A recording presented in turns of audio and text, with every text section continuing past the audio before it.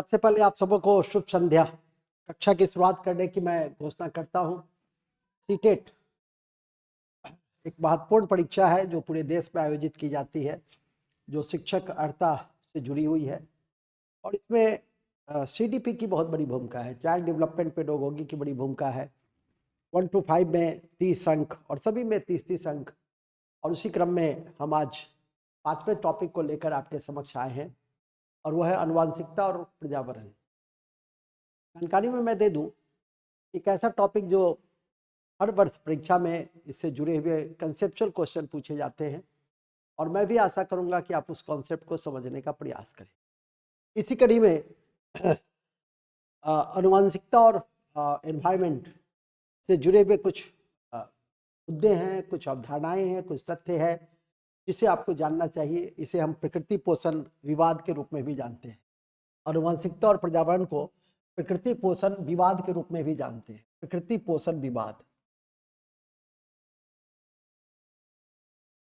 प्रकृति पोषण विवाद के रूप में भी जानते हैं और यह एक स्थिर अवधारणा है। यह जो अवधारणा है यह एक स्थिर अवधारणा है, जबकि यह गतिशील अवधारणा है। यह एक गतिशील अवधारणा है। कक्षा शुरू होने के पहले 2-3 बातें आप लिखना चाहेंगे, लिखेंगे। आनुवंशिकता और पर्यावरण, आनुवंशिकता और पर्यावरण का संबंध प्रकृति पोषण विवाद से है। प्रकृति पोषण विवाद से है। प्रकृति पोषण विवाद से, जहां प्रकृति या आनुवंशिकता एक स्थिर अवधारणा है, जहां प्रकृति या आनुवंशिकता, प्रकृति या आनुवंशिकता एक स्थिर अवधारणा है, वहीं पर्यावरण एक गतिशील अवधारणा है। वहीं पर्यावरण एक गतिशील अवधारणा है।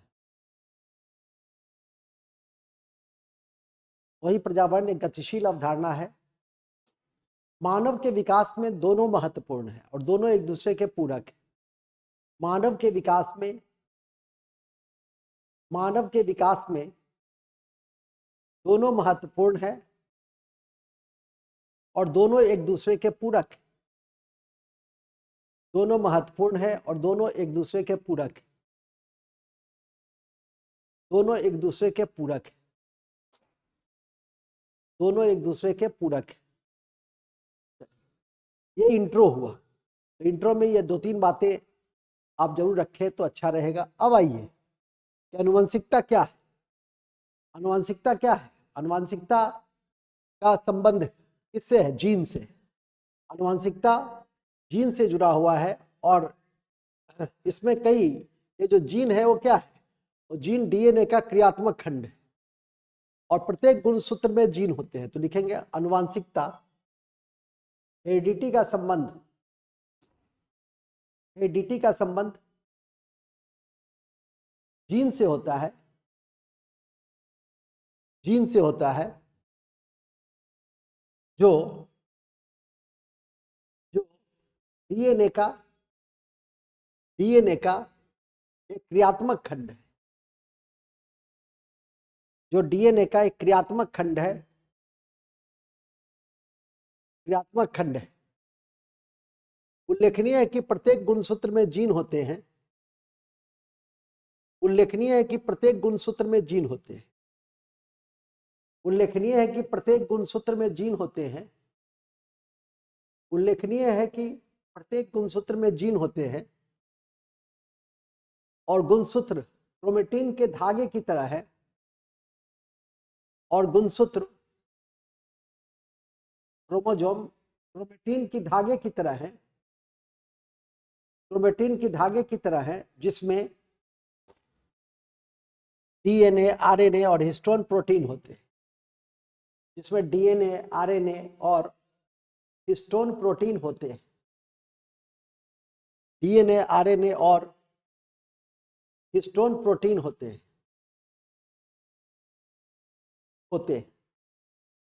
नोट में लिख देंगे नोट। डीएनए आनुवांशिक पदार्थ होते हैं, डीएनए आनुवांशिक पदार्थ होते हैं, डीएनए आनुवांशिक पदार्थ होते हैं, डीएनए आनुवांशिक पदार्थ होते हैं। Paragraph change.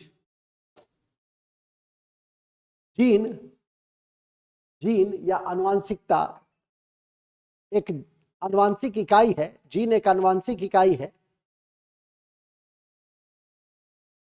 आनुवांशिक इकाई है जिसमें कई गुण, जिसमें कई आनुवांशिक गुण, जिसमें कई आनुवांशिक गुण जैसे रंग, लंबाई, चिंतन, रंग, लंबाई, चिंतन, आंख, नाक, रंग, लंबाई, चिंतन, आंख, नाक, बुद्धि, बुद्धि इत्यादि, इत्यादि एक पीढ़ी से दूसरे पीढ़ी ट्रांसफर होते हैं, एक पीढ़ी से दूसरे पीढ़ी ट्रांसफर होते हैं। जैसे आपका जो गुण है वो आपके माता पिता या आपके दादा दादी से संबंधित होगा, तो कई बार पहचान भी हो जाती है कि अमुक का ये बेटा है, उसके आँख, कान, नाक, उसके लंबाई इत्यादि के आधार पे भी ये कहा जा सकता है। तो एक पीढ़ी से दूसरे पीढ़ी ये गुण का ट्रांसफर होता है, इसलिए पूछता भी है परीक्षा में। तो ध्यान रखिएगा, आंख, नाक, रंग, चिंतन, लंबाई और बुद्धि, ये 4-5 शब्द को याद रखिए। इसे वंशानुक्रम या आनुवांशिकता कहते हैं, इसे वंशानुक्रम या आनुवांशिकता कहते हैं।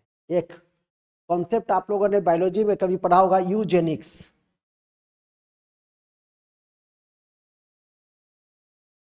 यूजेनिक्स का संबंध आनुवांशिकता से ही है।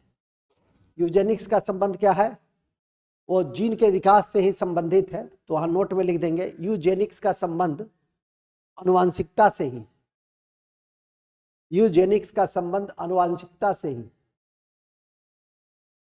आनुवांशिकता से ही। अब इस कड़ी में कुछ महत्वपूर्ण डिफिनीशन है जो आपको ध्यान में रखना चाहिए, क्योंकि आनुवांशिकता से जुड़े हुए जो डिफिनीशन है वो भी परीक्षा में पूछने की संभावना होती है। और ये जो डिफिनीशन की कमी नहीं है, लेकिन ये जो 2-3 डिफिनीशन है उसको जरूर आप पूर्णतः उसका पालन करेंगे। तो सबसे पहले लिखेंगे आनुवांशिकता से संबंधित निम्नलिखित महत्वपूर्ण परिभाषा है। आनुवांशिकता से संबंधित निम्नलिखित महत्वपूर्ण परिभाषा है। पहला, पहला डगलस और हॉलैंड, डगलस और हॉलैंड ने क्या कहा? वंशानुक्रम के तहत सभी रचनाएं, भौतिक विशेषता, कार्य, क्षमताएं जो उन्होंने अपने माता पिता से और पूर्वजों से अर्जित किए हैं वो उसमें शामिल होते हैं। तो लिखेंगे डगलस और हॉलैंड के अनुसार वंशानुक्रम के तहत सभी रचनाएं, भौतिक विशेषता, कार्य क्षमता, वंशानुक्रम के तहत सभी रचनाएं, भौतिक विशेषताएं, कार्य क्षमता जो उन्होंने अपने माता पिता से, जो उन्होंने अपने माता पिता से तथा पूर्वजों से अर्जित किए हैं, तथा पूर्वजों से अर्जित किए हैं वो शामिल होते हैं, वो शामिल होते हैं, वो शामिल होते हैं, वो शामिल होते हैं। Next, next definition Ruth Benedict ने दिया था। रूथ बेनेडिक्ट ने नेक्स्ट डिफिनीशन दिया था। इसके अनुसार माता पिता से संतान को हस्तांतरित होने वाले गुण को वंशानुक्रम कहते हैं। तो यह आसान डिफिनीशन है बेनेडिक्ट का। माता पिता से, इसके अनुसार माता पिता से संतान को हस्तांतरित होने वाला, संतान को हस्तांतरित होने वाले गुण को वंशानुक्रम के नाम से जानते हैं। माता पिता से संतान को हस्तांतरित होने वाले गुण को वंशानुक्रम के नाम से जानते हैं, ये नाम से जानते हैं। नेक्स्ट, तीसरा है जेम्स डेवर।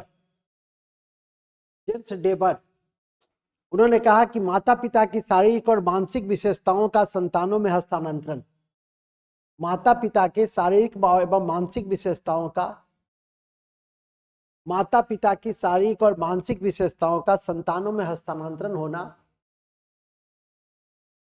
माता पिता की शारीरिक और मानसिक विशेषताओं का संतानों में हस्तांतरण होना वंशानुक्रम कहलाता है। ये जेम्स डेवर ने कहा था, इसे याद करके रखेंगे। इसी कड़ी में वुडवर्थ, वुडवर्थ ने क्या कहा, वातावरण में वे सभी बाहरी तत्व आ जाते हैं जिन्होंने, वातावरण की डिफिनीशन में, अच्छा वुडवर्थ का वातावरण से जुड़ा हुआ, इसको छोड़ दीजिए, ये इंपॉर्टेंट डिफिनीशन है जिसका संबंध आनुवंशिकता से है। डगलस, रूथ बेनेडिक्ट और जेम्स डेवर। इतनी बात आप जरूर परीक्षा के दृष्टि से ध्यान रखिए। आनुवंशिकता में 2-3 और महत्वपूर्ण बिंदु होते हैं, और वो बिंदु होते हैं, एक बात और भी ध्यान रखिएगा कि गुणसूत्र की खोज स्ट्रासबर्गर ने की थी, तो ये भी परीक्षा के दृष्टि से महत्वपूर्ण है। अब आनुवंशिकता में एक बहुत महत्वपूर्ण चीज है लिंग निर्धारण। तो याद रखिएगा कि हमारे शरीर में टोटल क्रोमोसोम की संख्या 46 है, और 46 में 44 क्रोमोसोम जो है, 22 जोड़ा जो क्रोमोसोम है वो कायिक है, और जबकि 2 जो है, एक जोड़ा जो है वो लैंगिक,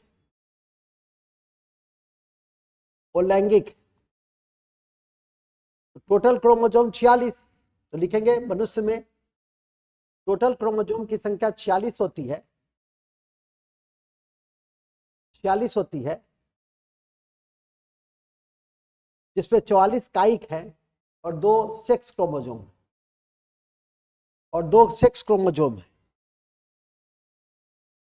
सेक्स क्रोमोसोम है।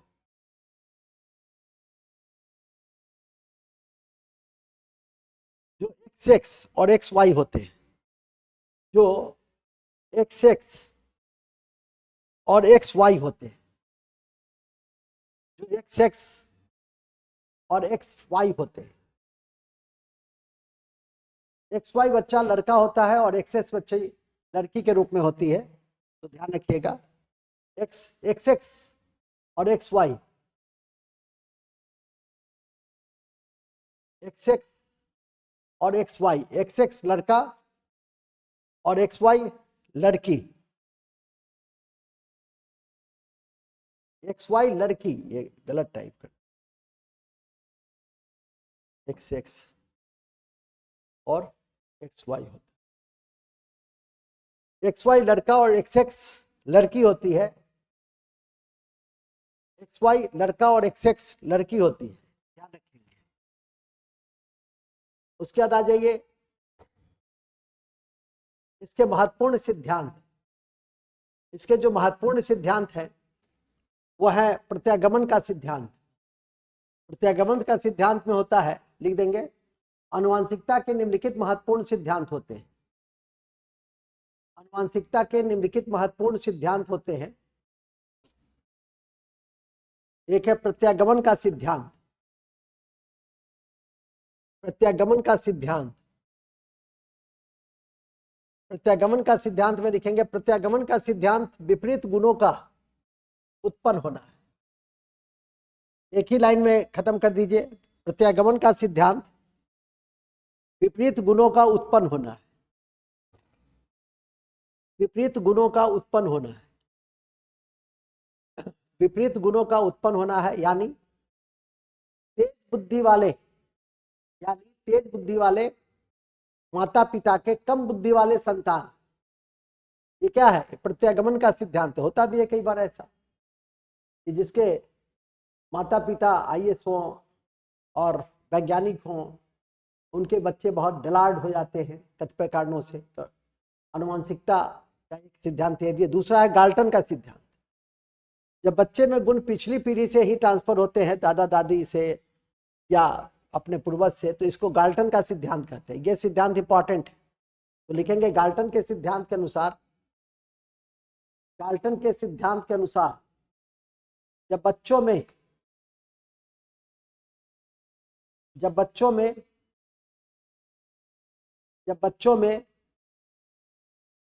गुण पिछली पीढ़ी से आते हैं तो उसे गाल्टन का सिद्धांत या जीव गणना सिद्धांत भी कहते हैं, बायोमेट्रिक सिद्धांत भी कहते हैं।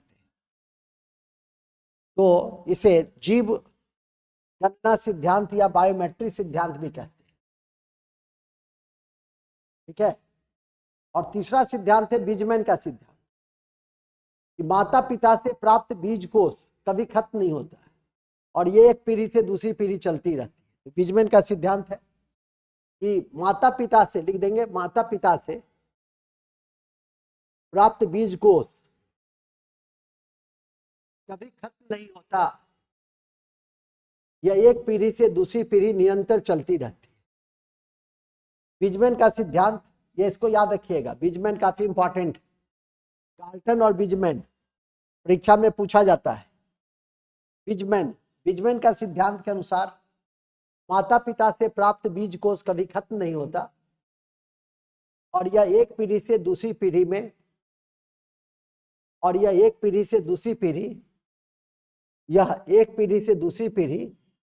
निरंतर चलता रहता है, निरंतर चलता रहता है।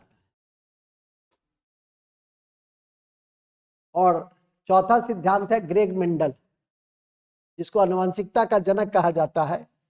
इन्होंने मटर के दानों पर प्रयोग करके आनुवंशिकता के नियम निर्धारित किए। तो लिख देंगे मेंडल आनुवंशिकता के जनक कहे जाते हैं। मेंडल आनुवंशिकता के जनक कहे जाते हैं।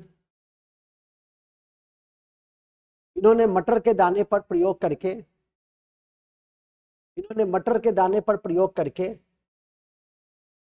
आनुवंशिकता के नियम को निर्धारित किया।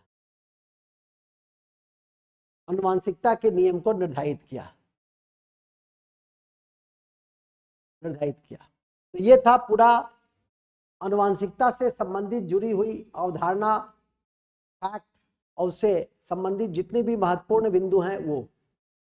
अब आप सीटेट के क्वेश्चंस को लेकर के बनाएंगे, एक भी ऐसा क्वेश्चन नहीं है जो नहीं बनेगा, ठीक है कि नहीं। समय समय पर मैं उसका भी अभ्यास कराऊंगा। इसके अलावा आनुवंशिकता के बाद दूसरी अवधारणा आती है और वह है एनवायरनमेंट की अवधारणा, पर्यावरण की अवधारणा। पर्यावरण क्या होता है? पर्यावरण हमारे चारों तरफ का परिवेश है, जिसमें घर, विद्यालय, परिवार, पड़ोसी, ये सभी कुछ, भोजन, इसलिए प्रकृति पोषण विवाद भी आया। ये सभी चीज पर्यावरण में आती है। तो लिख देंगे पर्यावरण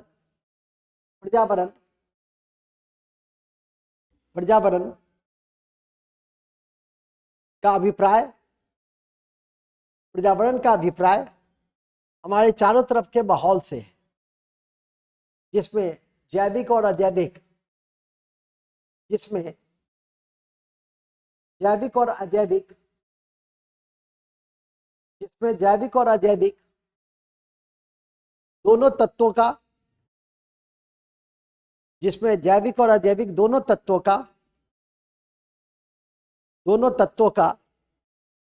दोनों तत्वों का मिश्रण होता है। जिसमें जैविक और अजैविक दोनों तत्वों का मिश्रण होता है। जिसमें जैविक और अजैविक दोनों तत्वों का मिश्रण होता है। उल्लेखनीय है कि मानव के जीवन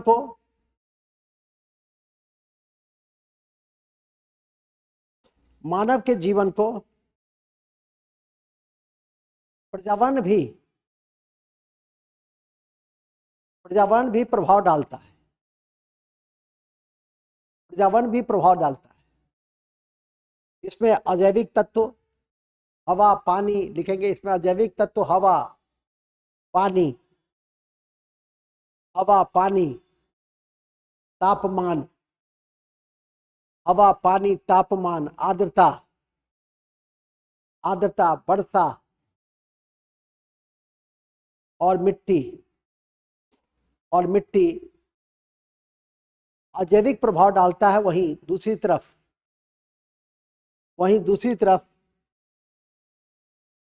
जैविक तत्व पेड़ पौधा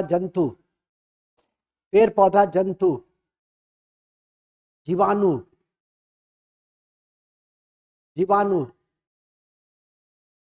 कवक इत्यादि भी ध्यान में रखें, नोट में लिख देंगे। वायरस सजीव और निर्जीव के बीच की कड़ी। ध्यान में रखें कि वायरस सजीव और निर्जीव के बीच की कड़ी। ठीक है, तो ये जो पर्यावरण है ये एक फ्रेंच वर्ड से निकला है, इन्वायरर, जिसका अर्थ होता है चारों तरफ। और इस चारों तरफ में जैविक तत्व भी है और अजैविक तत्व भी है, दोनों का मिश्रण है। अजैविक तत्व में हवा पानी से लेकर मिट्टी सभी चीज को डाल सकते हैं। हवा पानी वर्षा मिट्टी आर्द्रता। और जैविक में पेड़ पौधा जीव जंतु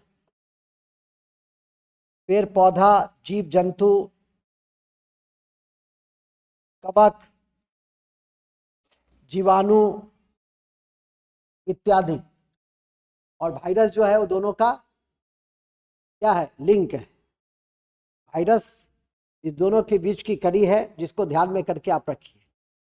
तो इस तरह से पर्यावरण का आपने अध्ययन किया। पर्यावरण एवं उसके घटकों का अध्ययन को ही पारिस्थितिकीय विज्ञान कहते हैं। और याद रखिए, भविष्य में काम देगा कि इकोलॉजी शब्द जो है वो हिकेल ने दिया था, और आगे चल के उसको देखेंगे। पारिस्थितिकी विज्ञान के जनक ओडेम कहलाते हैं। तो इन सब बिंदुओं को आगे हम लोग देखने का प्रयास करेंगे। तो मानव जीवन को आप देख सकते हैं कि यहाँ का मानव, हम लोग उष्णकटिबंधीय मानसूनी जलवायु परिक्षेत्र में, यहाँ उष्णता अधिक है, तो हम लोग का रंग रूप लंबाई, हम लोग की बुद्धि चिंतन आँख नाक सब उस तरह के रूपों में होंगे। हम यदि भूमध्य सागरीय जलवायु क्षेत्र में होते तो फिर हमारी ये पूरी चीज कन्वर्ट होती, जेनेटिकल जो गुण थे वो कन्वर्ट हो जाती। आप अपने देश में ही देख सकते हैं, उत्तर पूर्वी राज्यों में जो मंगोलॉयड प्रजाति के हैं वो छोटे छोटे होते हैं, गोरे होते हैं, आंखें उनकी नाक में धंसी होती है, चिपटी होती है। वहीं दूसरी तरफ आप पंजाब में जाएंगे तो आप देखेंगे कि लंबे चौड़े लोग होते हैं।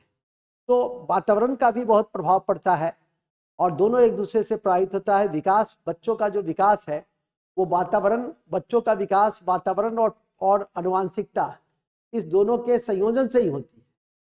तो इसी बिंदु को आज की कक्षा में आपको देखना था और समझना था। मैंने पूरी कोशिश की है कि आप इन बिंदुओं को जानें और समझें और आगे बढ़ें। इन्हीं शब्दों के साथ क्वेश्चंस प्रकृति पोषण सिद्धांत आनुवंशिक और वातावरण से संबंधित है, अभी आपने पढ़ाई है। आनुवंशिकता को स्थिर सामाजिक संरचना कहा जाता है, अभी जस्ट आपने ऊपर में पढ़ा, ठीक है कि नहीं। और निम्नलिखित में से कौन सा मुख्य रूप से आनुवंशिकता संबंधी कारक है, तो इसके भी आंसर आपके समक्ष हैं, रंग, ठीक है कि नहीं। तो इस तरह से इन बिंदुओं को आप लोग देखेंगे। Thank you for watching, thanks for watching. इन्हीं शब्दों के साथ मैं आज के इस कक्षा की समाप्ति की घोषणा करता हूं। जय हिंद, जय Bharat. Thank you very much, बहुत बहुत धन्यवाद। Thank you.